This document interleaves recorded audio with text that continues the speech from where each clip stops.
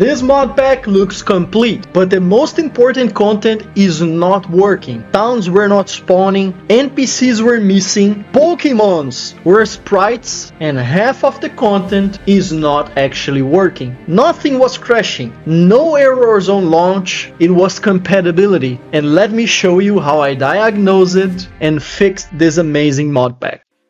Okay, so on this pack, the customer told me that structures were not really spawning, NPCs were not working, and key Cobblemon mods, such as datapacks, for example, were not being activated whatsoever. So after installing everything, we already see a couple mods that are deactivated. So the first thing I'll do, guys, is to actually enable all of those disabled mods. Let's see what's not working. I believe we have a couple datapacks. Yes, so if you don't know, on Cobblemon, you can add things to it via datapacks. And there's also a lot of resource packs. I've never been able to make the generations to work, completely honest, but yeah, let's give a try. So let's update everything. Since we have data packs, I think that the customer has Paxi installed. Paxi is a data pack and resource pack loader. I don't like it. I will remove and install global data pack. I prefer it. Okay, now I will apply my optimizations. So we're now on 81 mods. After replacing everything, we should go to a couple hundred. There you go, 148. This alone should increase quite significantly the performance on the pack. Okay, so now it's time to actually try to run the mod pack.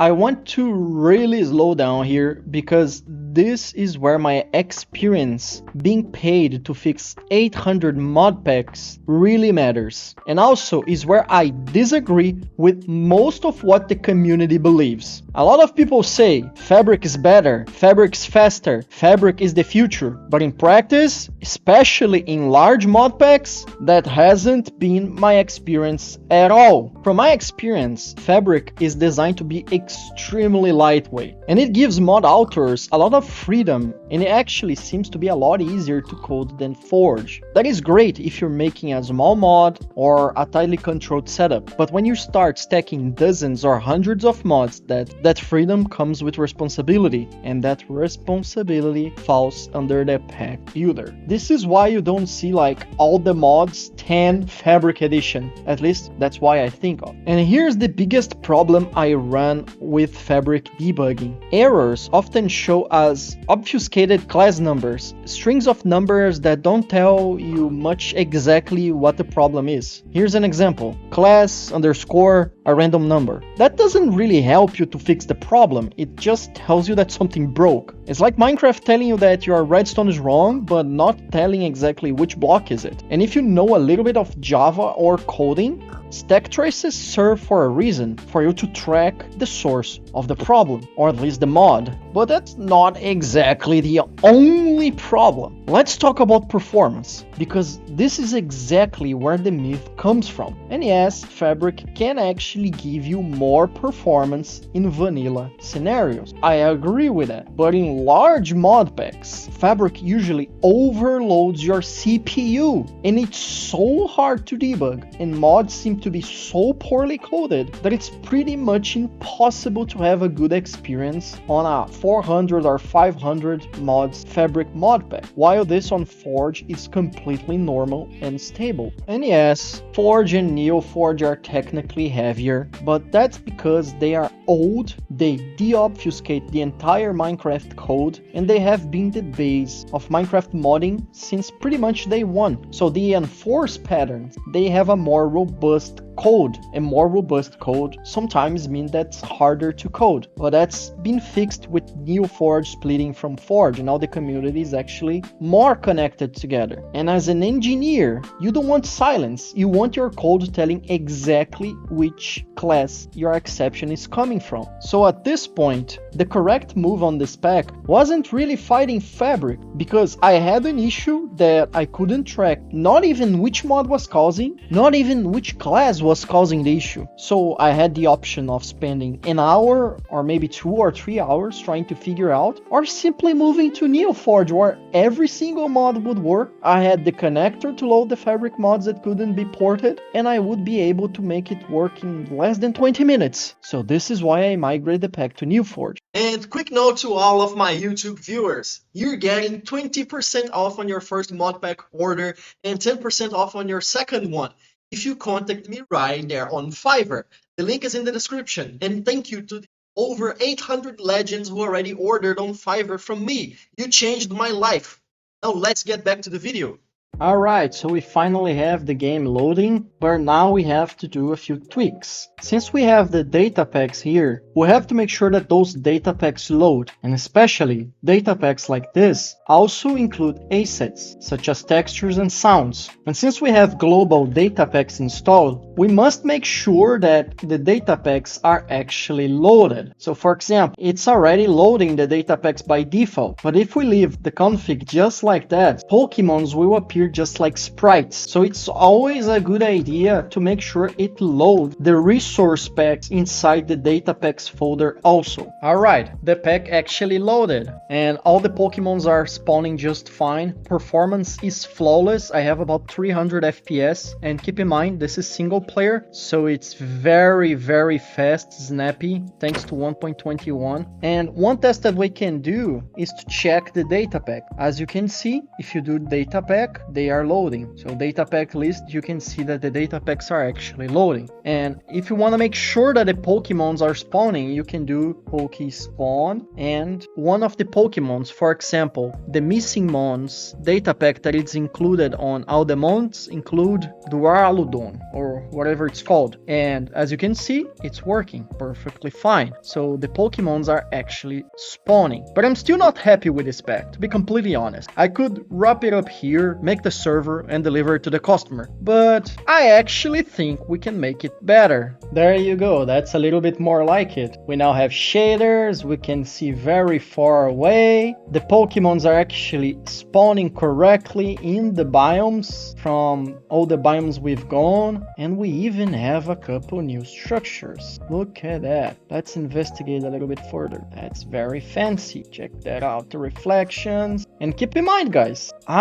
play on single player with Distant Horizons on an RTX 4050. So yeah, this is very optimized. And we have a very fancy village here. Check that out. Even a Pokestop. That's very cool. But I also want to make sure that things are working correctly. The customer stated that Cobbletowns was not loading and the Cobbletowns were not actually spawning. Let's take a look. Cobbletowns Poke Center. Do we have one? Teleporting. There you go. We have a Poke Center. Let's try to find something different. So yeah, the towns are actually working. Data packs are working fine. Resource packs are actually loading correctly. And we have the ultimate Cobblemon experience. I have also tested a few other villages and I found this place that is very cool. Check that out, guys. But I am actually interested in the building that I'm zooming in right now. It reminds me of a couple Pixelmon servers I've worked in the past, and I've played a couple actually, but I'm not really a huge Pokemon fan. But there's this healing center. The NPC sells a couple great things, but check the actual building, guys. This is insanely big, and I've never seen on a Pokemon Modpack a building like this, but to be completely honest, I've spent most of my time on Pixelmon, not Cobblemon. Cobblemon is somewhat new for me. I haven't spent any time playing it, but there are quite a lot of NPCs. And if you guys pay some attention, there are other floors. So let's check that other floors to see what we can find.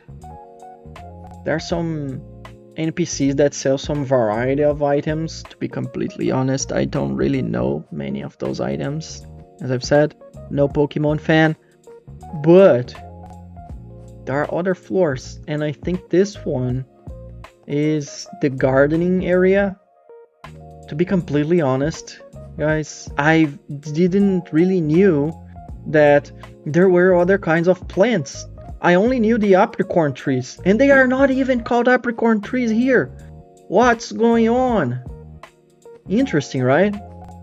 So the NPC sells some things that I don't even know what they're for.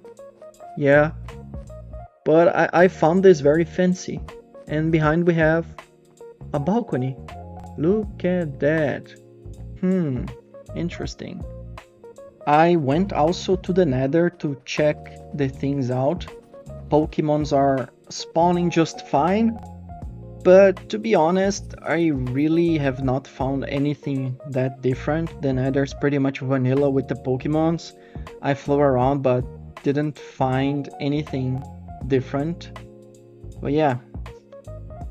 Then I went to the end dimension, which is also very vanilla also. But the good thing is that the customer actually bought an extension, $150 extension on top of the optimization, which was already close to $60, to create a new quest line. So I'll have to actually learn quite a lot for Cobblemon. And this Pokemon, I've never seen it, guys. I've watched a couple Pokemon episodes back in the day. Never seen it on Pixelmon also, so you know, if you know which one is it, yeah, let me know. But yeah, guys, the end is very vanilla.